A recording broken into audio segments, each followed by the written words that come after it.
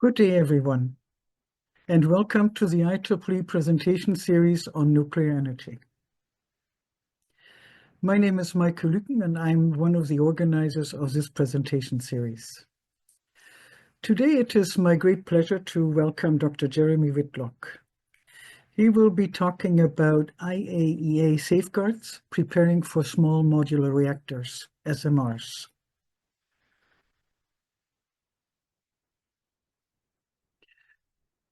So why this IEEE presentation series on nuclear energy? It's clearly spawned by the need for clean, sustainable energy. And this need was very eloquently expressed by Ban Ki-moon, the then Secretary General of the United Nations, in April in 2014, stating that energy is the golden thread that connects economic growth, increased social equity, and a healthy environment. Sustainable development is not possible without sustainable energy, and hence the need for the global energy systems transformation. Why nuclear energy? It was clearly stated in the COP28 final communique that nuclear energy has to be part of the mix of energy solutions, energy generation, if we want to achieve the goals set out for 2050. And what is the role of IEEE? Saifur Rahman, past IEEE president, stated that ensuring that our response to climate change is substantial, appropriate, and properly engages IEEE, its members, and the larger professions. In that sense, IEEE provides a neutral platform and will function as a technology provider.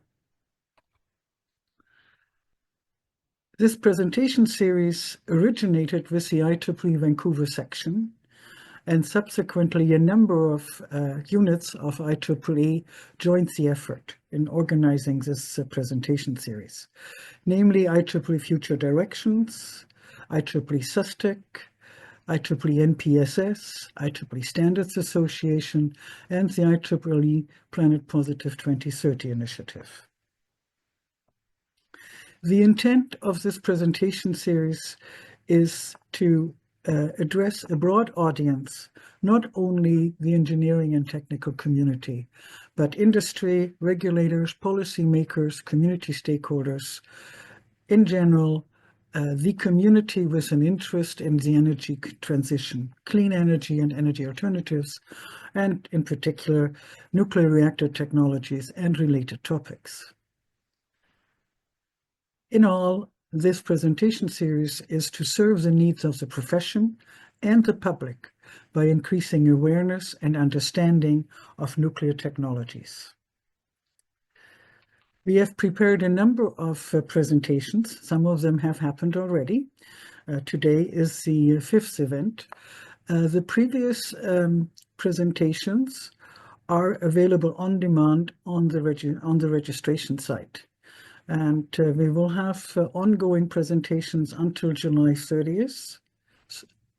And the intent is to have a second series, and I invite you to propose topics and speakers directly in the chat, any which way you like. There's a couple of QR codes here to be in touch. One is a QR code to the Vancouver section presentation series webpage. There's a second webpage on the FTC site, on the SUSTEC initiative website.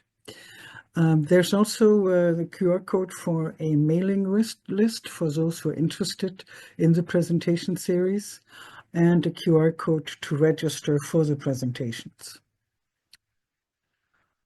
I'd just like to point out that the next talk is only a week away on April 23.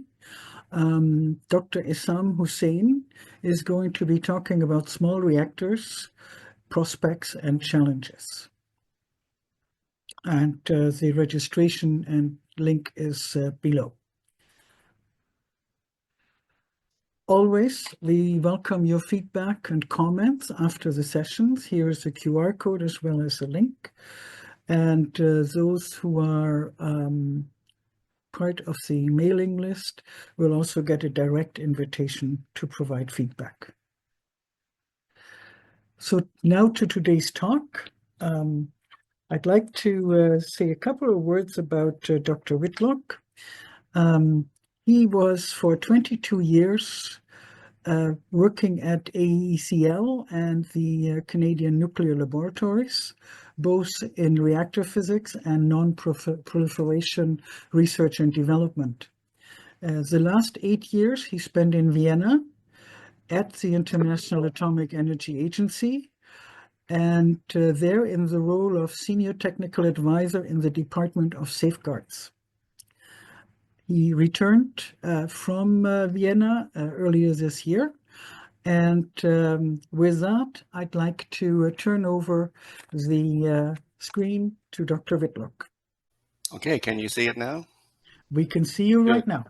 Good, thank you. Good morning, everybody. And thank you for this opportunity to address this very important topic that I think for sustainable development.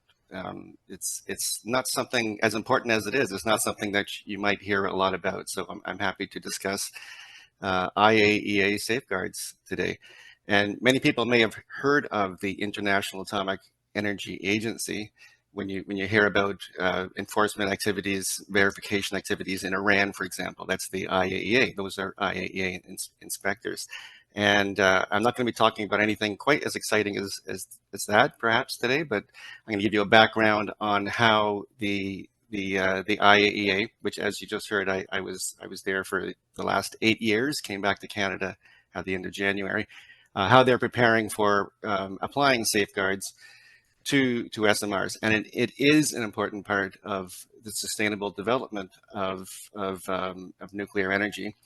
It's in fact a critical enabling link to it, as I hope I impart. Okay, so I'm going to give you a brief overview of what we mean by nuclear safeguards. It's not safety, it's not security, it's something different. How do these safeguards affect small modular reactors, and what is the nuclear industry doing about this? What is the IAEA doing about it, and how is it working with the nuclear industry? So this fits in very well with the series that you're in the middle of here, because last week there was an introduction to the history of the development in Canada, and next week you're going to touch on SMRs. Next week you're going to hear more about the uses of SMRs, and in the weeks to follow. So there are two sides to nuclear technology. This is the yin and the yang of nuclear technology. It will always be associated with nuclear weapons. That was how nuclear energy first came into being in World War II. But the nuclear energy that we know and love today is this. You have reactors. It's the most visible side of nuclear technology. You put nuclear fuel in one side, and the good thing you get out at the other side is a whole bunch of energy. Of course, the attraction of nuclear energy is that it's millions of times more concentrated than chemical energy. So that means that the resource extraction is millions of times less. The waste production is millions of times less. The plants themselves are a lot smaller. So everything stems from the fact that you are extracting energy from the nucleus of the uranium atom, which is the most dense form of energy that we utilize today. You also get the waste side, the waste coming out of the process. Everything we do produces waste, and so does nuclear power. So most of the waste from nuclear power is in the form of irradiated fuel. The fuel goes into the plant, and it comes out looking exactly the same, but it's highly radioactive. Now, the good thing is that is all of the waste. It's all there. There is no smokestack in this screen, so you don't see any waste. You don't burn the uranium and send it up as a stack. So there's two things you can do with this fuel. Currently, most of it is this irradiated or spent fuel. Currently, it's mostly stored at the nuclear sites. You can actually extract new fuel from the waste. You can recycle it. You can, because there's still uranium in the fuel, and there's also plutonium in the fuel. Where does the plutonium come from? It wasn't there in the beginning. There was just uranium in the beginning, but the uranium, in addition to splitting in half, fissioning, and releasing energy, uranium, a small amount of it also turns into plutonium, which as it happens is also a fuel, and so this can be extracted. We mostly don't do that today. It's expensive. There's a lot of uranium on the planet, and so the economics is really that we hang on to it for now, and you don't see a lot of reprocessing, and so it's mostly treated as a waste product. Now, so that's the nuclear that we know. Now, the other side, the dark side of nuclear, is that the same uranium can be used in, and plutonium can be used in nuclear weapons. And so if you have a military program, you have military reactors, and you make plutonium the same way I just described, and that's in fact the main purpose of them. But whether it's military or not, a reactor will produce plutonium. And so we need to safeguard the plutonium and the uranium that's in the waste. It can be diverted to a covert plutonium extraction facility and then go to a weapons program. You can also misuse the facility itself. So there's the plutonium that's in the fuel that you normally would put through the reactor, or you could actually put target material into the reactor and make more plutonium. In fact, use a civilian reactor in a military manner. And so this isn't necessarily what we think is happening at all the nuclear reactors in the world, but the point is that we want to make sure it's not happening. And so there is an agency, an international agency on atomic energy, the IAEA, which was put into place in the 1950s to do many things associated with the sustainable development of nuclear energy, but including having the verification role to go into every nuclear plant that's under a safeguards agreement and ensuring that the nuclear fuel stays where it is. And so you do not have misuse of the facilities, and you do not have diversion of fuel at the waste end of things. And this goes for the small modular reactors as well. And this is the topic then of this talk. Okay, very importantly, everything I've just said about the IAEA and the verification is a state obligation. It's not just a nice to have or a best practice. It is a legal obligation on the part of every country that has signed the Non-Proliferation Treaty, as Canada has done. And that is under a concept called Atoms for Peace, which emerged in the early 1950s when President Eisenhower of the United States made a very important speech to the United Nations. I know this was mentioned in the previous presentation last week as well. So this was the Atoms for Peace speech. And between the end of World War II and this speech in the early 1950s, essentially there was a policy of denial, that we have this great technology, but we know that it can be used for evil. And so we're going to deny the details of it to the rest of the world until we can have a sufficient safeguard system in place. And in that period of time, from the end of the war to the early 1950s, you had two more countries developing nuclear weapons, Russia and the UK. And so very quickly it was realized that the information is getting out there, and we need to control it a lot better than we're doing. And so this speech in the early 1950s led to the establishment of the International Atomic Energy Agency in 1957, which, as I mentioned, promotes all the good things about nuclear power. So it's the sustainable development associated with health and nutrition in communities around the world, health and nutrition and clean water, food and agriculture. These things are sort of a given in the first world, but not in most of the world, actually. And so nuclear technology is one of the advancements that we can help other countries take advantage of.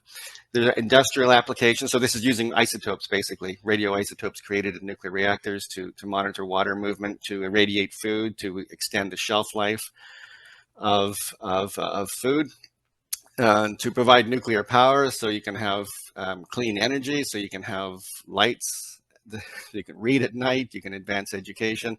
So the nuclear power fuel cycle, and all of this, as noted at the bottom of the screen, is made possible by nuclear non-proliferation, because you want to be able to share all of that good stuff without also giving the ability to make nuclear weapons. So a little note here, I will have little notes as we go through about Canada's, where Canada fits into this picture.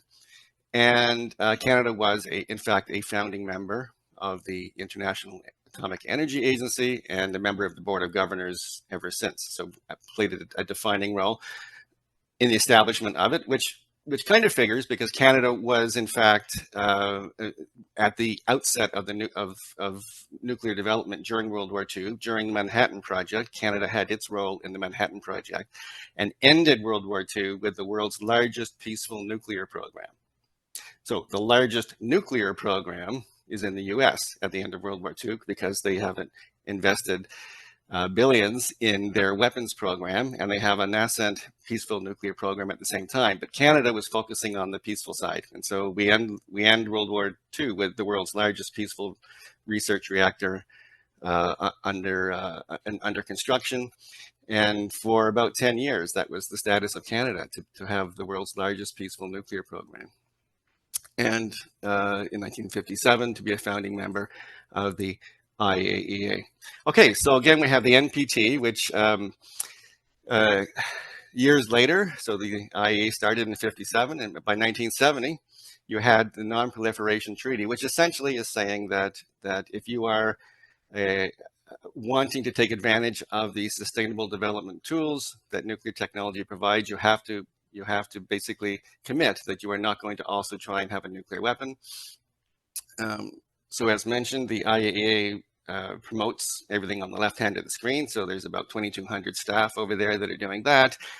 And then there are about 860 staff that are enforcing the safeguards that says that the left side is not going to lead to the right side. So let's say 2/3 roughly of the work over there is the expansion of nuclear benefits, and 1/3 is the verification that it can't be used for the dark side. So the NPT, the Non-Proliferation Treaty, has 3 pillars. One of them is non-proliferation. It's also about peaceful uses, and it's also about disarmament. So it's not just about verification. It is the enabling international legislation, international treaty that allows commerce in nuclear technology. So this is why I was saying that safeguards are at the crux of sustainable development using nuclear technology. You can't have commerce, international commerce in nuclear technology. Canada can't sell uranium or reactors or anything else to a country that has not signed the NPT and is not under full comprehensive safeguards by the IAEA. So when you sign the treaty, if you are a nuclear weapon state, which by definition was any country that had already tested a weapon by the late 1960s. And so that's the P5 countries, the US, the UK, France, China, Russia. China, Russia. And I think I missed one. And everyone else then is by definition under the NPT a non-nuclear weapon state. And if you are a nuclear weapon state, you're saying you're going to be selling peaceful nuclear technology, but not selling and not handing over or otherwise enabling anyone else to gain this nuclear weapons capability. If you're a non-weapons country, you're committing to procure this technology and not try to get nuclear weapons. So inherent in that is that you are accepting IAEA safeguards. Article 3 of the NPT says that all non-nuclear weapon states have to conclude a comprehensive safeguards agreement with the IAEA. So the Comprehensive Safeguards Agreement, or the CSA, is central to nuclear development. So I've been leading to this. Safeguards itself is crucial to sustainable development with nuclear, and this central document is the Comprehensive Safeguards Agreement with each of the countries. And that says that safeguards will be applied to all source and special fissionable material in all peaceful nuclear activities. So source and special fissionable material, that's uranium, plutonium, and thorium. And there's a picture at the bottom of where I worked for the last 8 years. Beautiful building just on the east side of Vienna. Okay, so I said that Canada was a signatory or a founding state, founding country for the IAEA. It's also one of the founding signatories for the NPT when it was open for signature in 1968. And it came into force in 1970. Okay, so I've been talking about these comprehensive safeguards agreements, or CSAs. So there is one for Canada, and it lays out all of the activities that the IAEA will be doing to verify the nuclear material and the nuclear activities in a country like Canada. So it does apply to all non-nuclear weapon states under the NPT. That's currently 190 countries on the planet. That's most of the countries on the planet have, in case you're wondering, have signed the Non-Proliferation Treaty. So it's one of the most subscribed to treaties on the planet. And most of those countries are non-nuclear weapon states, thankfully. It does apply to all nuclear material, which is uranium, plutonium, and thorium. So uranium and thorium are found naturally in nature. They will naturally lead to, thorium can be turned into uranium and then it can be used as fuel. Uranium itself starts out as fuel. And plutonium, as I mentioned, is manufactured through the fission process in every reactor, whether it's a civilian reactor, whether it's an SMR, or a large CANDU reactor, or a military reactor, or a propulsion reactor inside of a submarine. They all make plutonium as part of the fission process. So there are about 236,000 what we call significant quantities of nuclear material under safeguards. And you can think of significant quantities as just critical mass. So how many amounts, how much do you need to make a nuclear weapon, roughly speaking? So there's about 250,000 potential nuclear weapons that are under safeguards, under being verified that it's not being used for that purpose by the IAEA. And that's in all the countries that are non-nuclear weapon states. There's about that much again on the planet, so that's about half of the amount of material that's out there. The rest of it, the other half, other 250,000 significant quantities are in the nuclear weapon states, the ones that already have the nuclear weapons. And those countries are not under comprehensive safeguards because there's no need to have them under safeguards. We know they have nuclear weapons.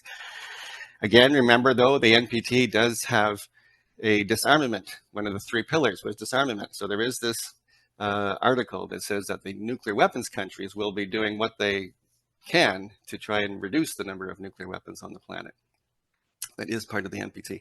So you are accepting independent verification by the IAEA of all your declared material, all your uranium, plutonium, and thorium, and also you're accepting verification that there is a lack of undeclared material and activities. That's a very important one.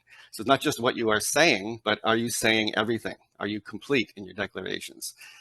And so Iraq in the 1990s, some of you may remember what happened in Iraq was that they were actually declaring everything they were doing as they were supposed to, but on the side they had other stuff that they were doing that they weren't declaring. So they were declaring their peaceful nuclear program, and they had a weapons program on the side. And the ability of the IAEA to detect that kind of undeclared covert activity was not as up to snuff as it is now. So that actually was the impetus to strengthen that side of international safeguards.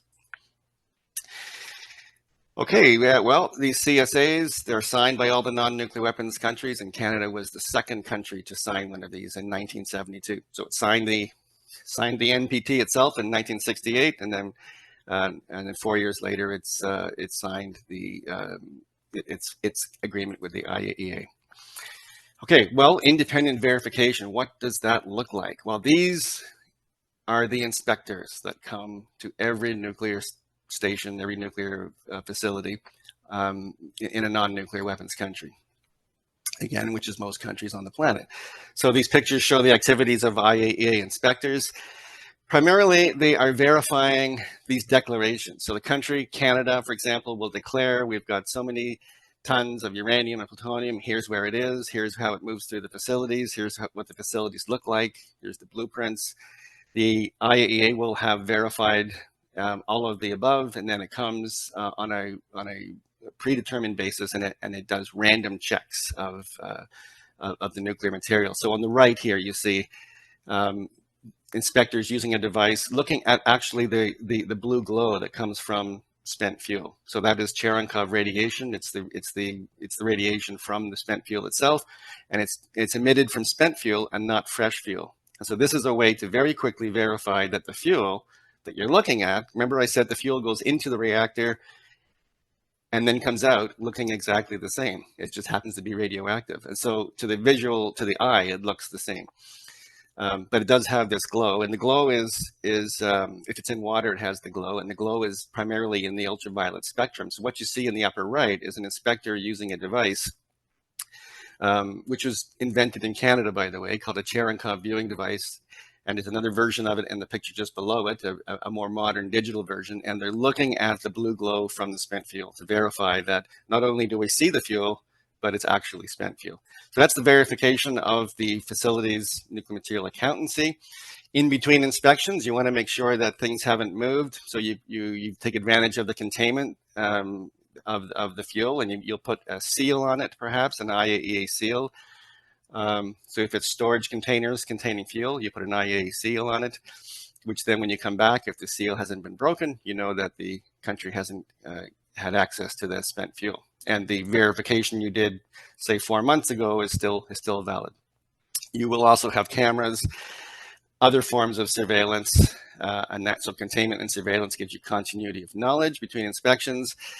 You do need to verify the design as well, because you can contain and surveil all you want, and you can verify all you want, but if there's a secret room next door that hasn't been declared in the design, then it's none of the above really matters. And so you need to verify the design. So the inspectors will be looking at construction of, for example, SMRs from the moment that they are being put together. And then you can also do environmental sampling under certain strengthened protocols that are in place today. You can, and complementary access means you can go not just to the facility, but to the building next door. This is the kind of thing you couldn't do in Iraq in the 1990s. You can go anywhere in the country if you have good reason to believe there's something going on. And you have the legal right then to request access to any university office if you want to. And you can take an environmental sample of the desk of a university professor or a lab bench, and you can run that sample through a mass spec and a machine looking for atoms of particles of plutonium, for example. And there should not be particles of plutonium where they weren't declared. So these are the in-field activities of the IAEA. Now, everything I've just said is all interesting stuff, but a lot of the world doesn't know that that's going on.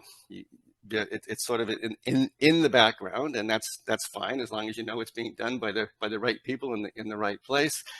There's a new priority in the nuclear world today to raise awareness about safeguards, and it's because of what I've been saying about safeguards being crucial to the sustainable development path that we're following in the world. And nuclear is an enabling technology that will get us to things like net zero by 2050. It enables countries that don't have access to reliable electricity today to have that, to have cleaner water, to have longer lasting crops, or more resistant crops and longer lasting food from the crops, for example. So the new priority is actually in two areas here. On the left, we have the SMRs, the small modular reactors, or any advanced reactor that this series has been spending some time talking about. The reason why awareness is important here is because we're talking about a lot of novel technologies. So these small reactors, some of them are small versions of today's large reactors, but some of them are extremely different. And they may be technologies that have been around for decades on paper, or even prototypes have been made in national labs in some places. But you know, things like fast reactors that can breed nuclear fuel, or molten salt reactors, or pebble bed reactors, these things that you'll hear a lot more about next week, for example. We need to have safeguards approaches for those, and the IAEA currently doesn't. And so there's a priority there to look at those. Also at the waste management end of things, that's spent fuel, which is irradiated, which has plutonium in it. It will be stored in containers, which you can see in one of the pictures here. These are concrete dry storage containers, and you can see there's lots of them. And this is one characteristic of them. Waste is in large volumes. And also waste, there's a barrel here that's cut a little bit to see what's inside. It's an example of how contaminated, say, decommissioning waste or from some sort of nuclear process, how that is stored. That will have nuclear material in it. If it's contaminated with uranium and plutonium or even thorium, safeguards need to be applied or at least considered. And perhaps you can terminate safeguards. In fact, if it's a low enough concentration, yes, we would like to terminate safeguards. But the IAEA has to make that decision working with the country. And so there's a priority because of the volume of nuclear waste that's being created more and more and more as we go forward, because we don't have a long-term solution just yet. We're storing it and it needs to be under safeguards, and it's resource intensive. And so we need to have a priority on facilities, operators knowing what safeguards looks like, even if you're going to put it in the long-term storage, which is that one picture here. This is a deep geologic repository. Even in that case, where it's a ½ kilometer down in the ground for geologic timescales, as long as there is an IAEA, that facility would be under safeguards as well, believe it or not. And that's because there's a lot of nuclear material down there, and you can get at it. The country that put it there can get it. And so safeguards need to be applied. What those safeguards look like can be negotiated so it's as efficient as possible. So the challenge in all this is that all of what I just said needs to happen when say an SMR is deployed. The IAEA needs to come in and apply safeguards. And so I mentioned that they don't have a safeguards approach in mind yet for the more advanced designs. That needs to be in place. So regardless of how small it is or how complex and difficult it is to use current technology, say, to do verification, regardless of how inaccessible it is, either geographically, maybe it's in a remote location, or even the reactor itself is in a marine container sized building. And how do you even get in there? Maybe it's designed to be run sort of autonomously. Even so, the IAEA needs to be able to get in there. And so that's why awareness is important, because the only way you can have that in place is to talk to the designers now when it's on paper to say, is there a way to get a device, an instrument, a detector, a camera, whatever it is, or to be able to attach a seal in an efficient way? Can we talk about that now? And regardless of who the owner and operator is, because often you hear, well, the US is selling this SMR to Indonesia. Indonesia is under comprehensive safeguards. The US is not, but the US maybe is offering to operate or the US company is going to operate the reactor in Indonesia, say. So would it still be under safeguards? Yes, it's under safeguards, not by who's providing the technology, but where it's being operated. Okay, that's all fine, but many vendors are not aware of what I just said. Again, the awareness is not very high, especially since many vendors are in fact in the US or nuclear weapons countries in general, but many of them are US located. And there isn't a safeguards culture. What I've just described here is not generally known in the design community in the nuclear world in the US. And so there's a lack of awareness of international safeguards, or maybe there's a perception that, it doesn't affect me, the designer. If I mentioned Indonesia, so that's Indonesia's problem, and they have to put safeguards on it, talking to the IAEA. And I hope I've explained that is going to be too late for some of these advanced technologies. Advanced reactors may require advanced safeguards. Molten salt fuel, for example, is not something that we know how to put under safeguards today. The operators need to be able to follow the fuel and know where the uranium is and know how much plutonium is produced. So they need to know the information that the IAEA also needs to know, but the IAEA needs to know it independently.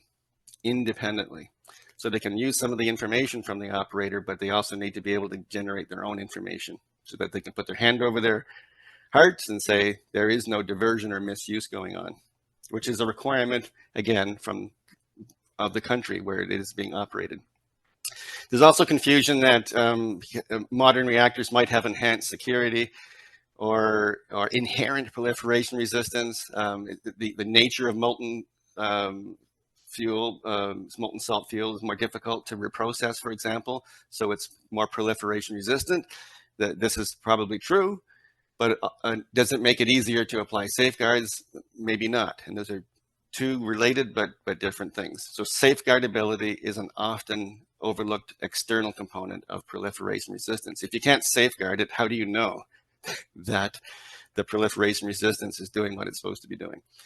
Because everything can be overcome. Any level of proliferation resistance you can get past if you are intent enough. So we need to be ready to safeguard these things, whether they're floating reactors, fleets of microreactors, innovative fuel cycles. In the upper right, you see pebble bed fuel. This is the Chinese pebble bed fuel reactor. Whether the reactor, bottom left here, the transportable sealed cores that come across an international border, perhaps with the fuel already in it to a remote location, which is the bottom center picture. This is actually Alert Canada, this picture, which is the northerly, most continuously occupied location on the planet. And that's a perfect place to have a small micro reactor providing heat and electricity. There's no reason to be running diesel gensets way up there and bringing the fuel in when you can. We could have done this decades ago.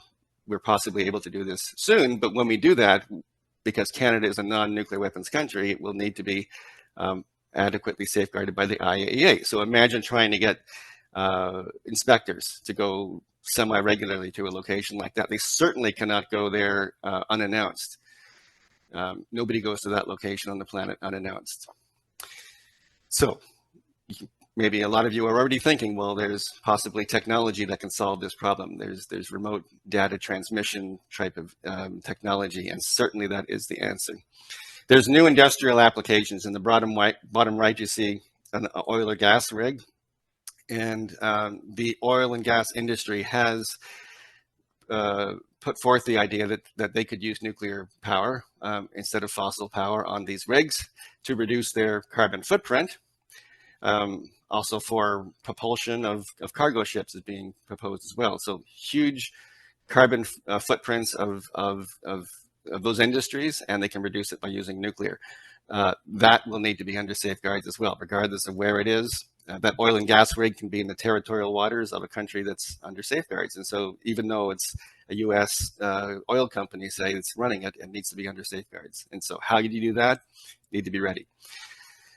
Okay, just a summary now, some of these things that are providing these challenges. I've kind of talked about this already, but I've mentioned molten fuels, molten salt reactors, and pebble bed reactors. So generally speaking, you have new fuels and fuel cycles. So things that haven't been used for decades already, which have been under safeguards. The nuclear industry has kind of been, plateaued in terms of technology for half a century now. Now we're going to see higher enrichment, so more concentrated uranium. You're going to see pyroprocessing is just a new form of extracting plutonium, for which there doesn't exist a safeguards approach. You're going to see, in general, new reactor designs that I've been mentioning. These reactors are going to operate for longer operating cycles. And so it's really, really great that reactors can run, these small modular reactors can run for, say, 7, 10, or even 20 years. But you need to have continuity of knowledge, independent continuity of knowledge for that entire period now if you're the IAEA. How do you do that? It's possible, but you need to talk to the designer ahead of time. Some of these reactors will be supplied factory sealed, coming across an international border. I mentioned that we need to verify the design, so they're going to want to see that reactor being put together in the factory in the US. Now you're doing safeguards in a weapons country for the customer country. So that is a completely new concept. The small footprint of these reactors, which is part of their attraction, also makes them difficult to access sometimes, or to even do design verification. The fact that you have multiple modules in one place sometimes, so which reactor is being refueled? Well, we need to be able to independently know that. That's a little bit of a challenge. The new spent fuel management, there's new configurations, things that we don't already have technology for verifying. If the fuel is molten salt, you don't even see it. It's in containers, it's in pipes, and it's flowing, and so there is no Cherenkov radiation. It's not stored in water-filled pools. There's diverse operational roles, which is great, but everywhere the energy goes, whether it's district heating or desalination or hydrogen production, maybe with or without cogeneration of electricity, all of that energy pathway needs to be verified, because the IAEA needs to know. That's how it verifies partly how if the reactor is doing what it's supposed to be doing. Is it generating the energy that it was required to, that was declared? If it's, let's say, irradiating targets to make plutonium, you may have to run the reactor a little bit higher in power in order to be able to do that while you're also making your electricity. So the power level is important. We measure the power level now, but if you're also making heat on the side, how do you know? You also have to measure the heat, which is more difficult than measuring electricity flow. The distributed locations and remote locations are an issue, and the sheer number of designs. There's 70 odd currently in the IAEA catalog of small modular reactors. Just the number of them creates a resource issue in getting our arms around the technologies. But the IAEA nevertheless must be ready. So it's going to meet the challenge. So everything I've just said is not to say that it's doom and gloom. That's to set the picture for the fact that the IAEA has to meet the challenge using technology and new processes. So it is working on that. It will need to make more use of what we call unintended monitoring systems. It's not rocket science. These are detectors that run without inspectors bringing them in Pelican cases to the facilities on a frequent basis. So cameras that can run and store information, or even send the information remotely to Vienna. More and more of that needs to be done. It's not used as widely as you might think. We still do things old school, inspectors flying to reactors, walking around, looking at things, making notes. That's still the great way. That's still that's still the best computer, is the inspector's brain. But unintended systems work really great, even if there's a global pandemic, which obviously we had to go through recently. All of this requires digital connectivity. How do these remote systems talk to Vienna? Well, they need internet. Okay, the picture I showed you of alert, there is no internet. So that would need to be solved. Maybe new seals need to be developed that can operate at different outside temperatures or inside temperatures that are high, or outside temperatures that are low. We need to be able to do design verification regardless of where the reactors are put together. New safeguards approaches. I mentioned that the IAEA doesn't have a safeguards approach for, say, molten salt reactors. That kind of thing needs to be pinned down. That just takes a bit of time. There are issues, statewide issues, such as if you have a large fleet of small facilities, and how do you effectively apply safeguards? Because now you've got many, many locations, possibly hundreds of locations of very small amounts of fissile material. The IAEA doesn't have, it doesn't have a million inspectors. It's got a little over 100. And all of this requires training. Training, obviously, for IAEA inspectors on the new technology, the safeguards authorities in the countries operating these SMRs, especially where those countries don't currently have a nuclear program, which are many, don't have a nuclear program and are thinking about nuclear programs, and as well as setting up their safety infrastructure and everything else, they need to have a safeguards. They absolutely need to have a safeguards infrastructure as well. So all of this takes time. That's all it requires. That's the good news. We have time, and that's why safeguards by design is the concept of the day. Safeguards implemented at the design stage. Okay, speaking of time, I don't want to go on too much further, but so I'll skip through this rather quickly. But this basically says what I've just imparted, that because you may be thinking, what's the big deal? It doesn't sound that new. Of course, you talk about important stuff early in the design process. Well, that's not currently done with safeguards, and that's what this slide is simply saying, that in the design stage, you talk about all the national safety and security requirements and everything else that the design codes and standards require. Safeguards typically comes along when the reactor is built, and they retrofit things. And you can't do that with the advanced reactors, as I've been saying. So safeguards by design is simply this idea that we still do the international safeguards once the reactor is built, but let's talk about the implementation of it when you're talking about the safety requirements and the security requirements. It just means integrating it. It's not moving the legal requirement for it any earlier, but it means have a safeguards expert in the room when you're talking about the security infrastructure, or how many doors are you going to have to access the facility, and do you realize that every one of those doors is going to have a camera looking at it, or possibly a seal, which you're going to break when you go through. You're going to want to go through for safety reasons or security reasons, and so you don't want to be creating an international incident every time you do. It's not a new concept. I said that the industry has plateaued for a while, but whenever there was a development of something which is different, you have had to talk early and often with the designers about safeguards. So Japan has the only large-scale commercial reprocessing facility, so taking the plutonium out of the fuel. That has to be under safeguards. That was developed with these unattended systems, as well as other sampling systems. They actually have a lab on site where IAEA inspectors are doing actually sampling flowing material, bulk material, developed with the cooperation of Japan. Canadian designed CANDU reactors have fuel that flows through the reactor on a daily basis in large quantities, and it's stored in containers like you see on the right over here. Those containers have seal conduits built right into the walls. That's why you don't see seals on the outside. And so that's safeguards by design. The reactors also have detectors that follow the fuel through the reactor and until it gets into the spent fuel bay. Similar concept will have to be applied to molten salt reactors and pebble bed reactors, which is this idea of fuel flowing through the core on a daily basis, but multiplied by a factor of thousands. And then finally, in Finland, they are finishing and about to operate an underground deep geologic repository. And as I mentioned, that's also under safeguards. And so those safeguards processes have been developed with the cooperation of Finland. The benefits, I hope I've already kind of summarized them in describing the process. Simply, it's reducing the retrofitting, reducing the burden of applying safeguards. It's not having to go physically to the north of Canada to inspect, increasing flexibility for future technology. You can then avoid conflicts or leverage any synergies with safety and security. You also need to know where the fuel is for those aspects as well. So the technology itself is going to be very similar. You can terminate safeguards if it's contaminated waste, as I was mentioning before.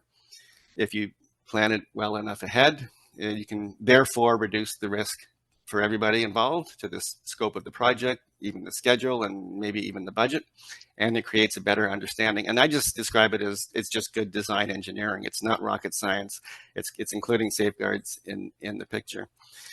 Getting to the end now, I just want to, as you've been talking about and will be in this series, Canada is a busy SMR environment. Not just because I'm from Canada, but when I was over at the IAEA, I did happen to, my ears pricked up all the time. Canada was in the discussion every single day. It is leading the world in the development and deployment of SMRs. Not a surprise, because Canada is a natural environment for SMRs. It does have alert. It does have the north. It does have remote resource extraction going on, and it does have military remote sites that could use small reactors. So Canada is very busy in talking to its regulator about everything I've said, which is good news, and also it's building the world's first commercial grid scale SMR at the Darlington station in Toronto, which is a small version of an existing reactor design. So this is not one of those super innovative ones that requires super innovative safeguards. But Canada is seen as a testing ground for the feasibility of new safeguards or new SMR technologies, and also new safeguards technologies. So it is very much the place to be. The IAEA is involved with Canada as well as many other countries in developing these safeguards. So I won't go into too much detail on this information, but I can talk about it further if you wish.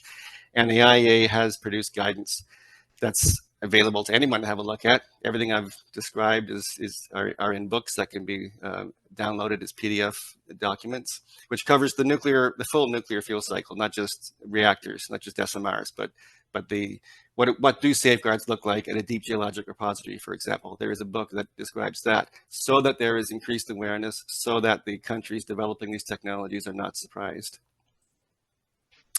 Oh, and 3 of the SMR companies in Canada are working directly with the IAEA on this topic. So that's the good news.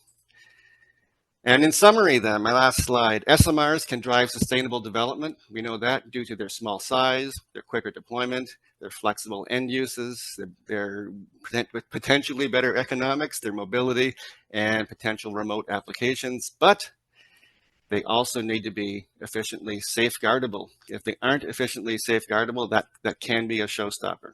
That can be a showstopper, especially for the more innovative designs. So these new innovative designs, some of them will challenge this. And the good news is that innovation and early collaboration can ensure that all stakeholders, the IAEA, the regulators, the operators, they're ready. And this concept is called safeguards by design. And thank you very much. I'm very happy to take any questions. Oh, sorry, upper right-hand picture, that's the IAEA in Vienna. Lovely place to work. I highly recommend it. And currently about 70 Canadians are employed in that structure as we speak. Thank you. Thank you very much, Jeremy. That was terrific, and appreciate the term Canucks. So That's who we are. This is a huge topic, and yeah, I think safeguarding does show up in politics here and there, but I don't think too much in the engineering faculties. So there were a couple of questions. One person was asking about the covering of Ukraine-like ransom prevention. So hi, it's Brent, and so that question regarding holding an asset or facility hostage ransom ties in with my question about safeguard process scaling, because just naively I'm going, okay, if I use probability theory and if I double the number of sites, I'm assuming the impact on the safeguard processes are now squared, and so I'm just curious how from a probabilities perspective you would manage, say, the demand for various levels of government or agencies, and how you would manage budget. Back to you. Yeah, that is a very key question. And oh, my phone is giving me an emergency alert, I think. Yeah, mine too. Who would have thought? We are both in Ontario. Good to see the system works. Yeah, that's a very good question, and that is central. That's a central question, and frankly speaking, it's a problem currently, because yes, when you increase the number of reactors, you do increase not just the safeguards requirements, but also the security requirements as well. But the safeguards requirements are implemented by the IAEA. So then one asks, is the IAEA, what are the resources of the IAEA? What do they look like? And they have plateaued. It has not seen a budget increase for decades in real terms. And so they have the same number of inspectors, more or less. And the answer then is that if there is a huge proliferation in the good sense of nuclear power, first and foremost, the member states are going to have to revisit the budget of the IAEA, and this gets raised every year at the Board of Governors. There hasn't been this huge increase just yet, and so it'll probably there needs to be some stress on that system before you will see some movement there. The other answer to it, though, is when you work smarter, and that was some of the things I was pointing to, so that you don't need to put an inspector on a plane with a Pelican case and send them around the world. And this was demonstrated in spades during COVID, the fragility of that system, where you couldn't send an airplane during, especially the first 3 months of the COVID epidemic, so March 2020, March, April, May, when there was no flights anywhere. Any country on the planet under safeguards, which again is most countries, that didn't have remote systems, remotely transmitting systems unattended, there was no continuity of knowledge during that period of time. So it was lost, the verification process. And the IAEA was one of those institutions that didn't go home and kind of put their feet up for 3 months. They had, it was a security related operation. So it continued. So the safeguards continued. It just didn't continue very well for 3 months. And then after some flights were allowed, then you had to have reclaiming of the continuity of knowledge. And thankfully that was possible in most of the facilities. Where you had facilities with bulk flow, like fuel fabrication facilities, where stuff can actually, go out the high bay, go out the door on a weekly basis, then, and so you couldn't actually, show up 3 or 4 months later and see it. And basically reclaim your continuity of knowledge, then there was continuity of knowledge lost. And then you go to other measures to regain your warm and fuzzy feeling that everything is fine. You go, where did it go? Let's follow the nuclear material. So that kind of thing you can do much smarter with unattended monitoring systems. And I don't just mean cameras that run in the corner of the room and have their own onboard power. That is certainly, cameras will always be one of the best ways for security. Even if they're not working, a camera is great, but even better if they're working. And then you're sitting in Vienna and you're monitoring what's going on at facilities around the world, but detectors. And this will be very important for if there's a proliferation in the good sense of the advanced technologies. So in those cases, sending inspectors doesn't work anyway because they're not going to see the fuel. So you're already going to have detectors that are measuring the neutrons and the gammas, the radiation coming from the fuel as it flows through pipes. You're going to have a detector, and it's going to be sending information, sending it virtually, and having perhaps machine learning and AI resources as well that are doing at least the preliminary steps of verification for you. Again, the best computer is still the one above the shoulders of a human inspector. But that can be helped immensely if a lot of the legwork is done through AI and machine learning. So you're going to see an increase in that and remote transmission of unattended instruments, remote inspections. And that's how you handle that. And more budget for the IAEA. Oh, thank you very much, Jeremy. So there's a bunch of other questions. And so one relates to technologies like digital twin, blockchain. Do we need new standards development? And a comment about essentially that we are really talking about safety, security, and safeguards by design. All three from the outset. So if you want to comment on the technology, there's one other one, actually two more. One other one, and you pick in which order you would like to address them, is regarding variable load operation, whether that impacts the monitoring of efforts. Yes. So I'll start with that for sure. Variable load. I was mentioning the cogeneration as well, the issue of heat produced as well as electricity. Anytime you have more moving parts, imagine the issues of being an independent verifier of that. It will make it more difficult.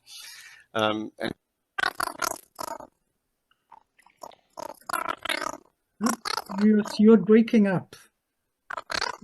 They're not hearing you right now. Nope. Strange sound. Still strange sound.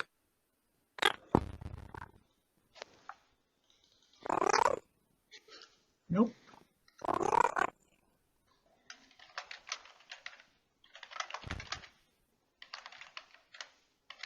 So give us a moment.